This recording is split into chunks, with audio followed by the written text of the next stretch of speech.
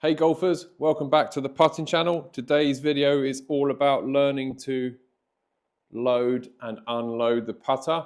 Something that I see from so many of the great putters over the years is that ability to let the putter load in the backstroke and transition, let it unload through the ball. Using the Lagshot Putter, we can learn to feel what that feels like, learn to train that load and unload. And for me, it's something that makes it way easier to find the center of the face, get the putter back to square at impact, and also way easier to feel the speed and judge distance. So watch this video to find out how you can use the Lagshot Putter or a similar putter to train your acceleration in the stroke and learn to load it and unload it.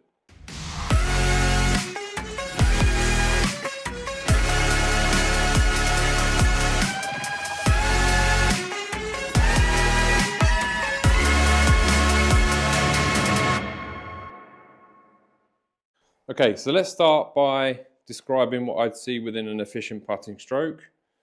We will see some acceleration away from the ball, enough that we can counter it in transition.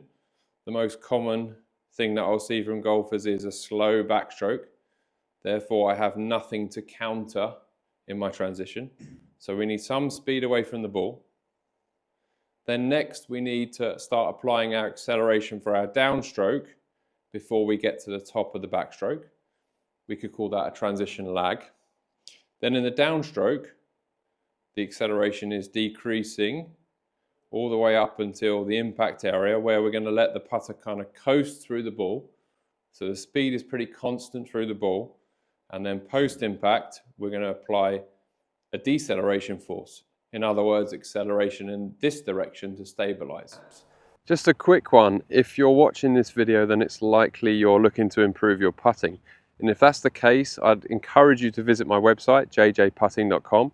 There you're going to find more information about me, the in-person lessons I do, the online lessons that I do, and the projects that I'm working on to help golfers around the world. So visit the website, jjputting, to find out more. So using the Lagshot Putter, I can get really good feedback for acceleration and timing within the stroke.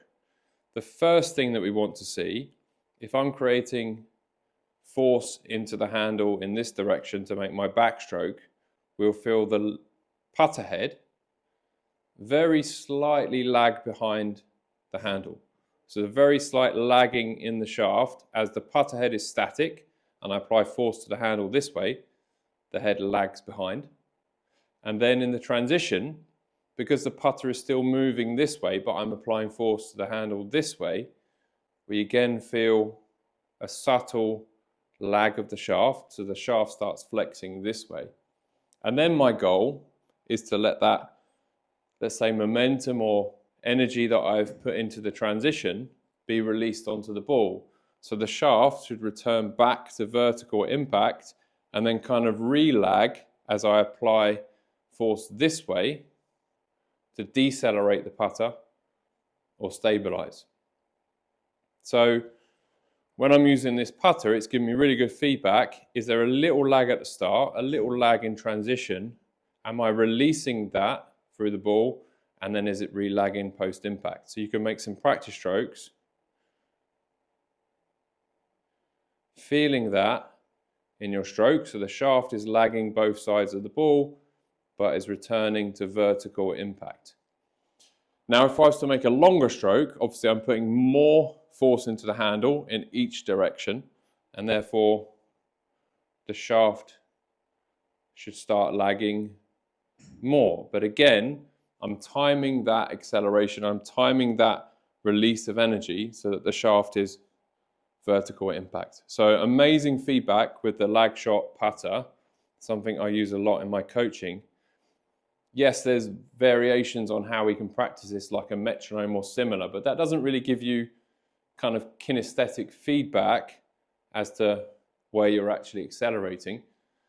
This is giving you that feedback.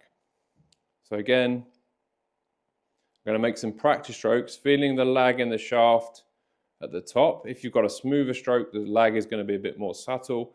If you've got kind of a faster tempo, the lag is going to be a bit more harsh.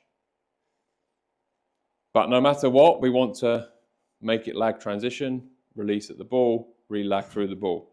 And then I can hit a putt, trying to recreate that, feeling that shaft releasing through impact, returning to vertical, and then re-lagging. So Lagshot Putter, giving me great feedback for where the putter is accelerating and whether I'm releasing that energy through the ball.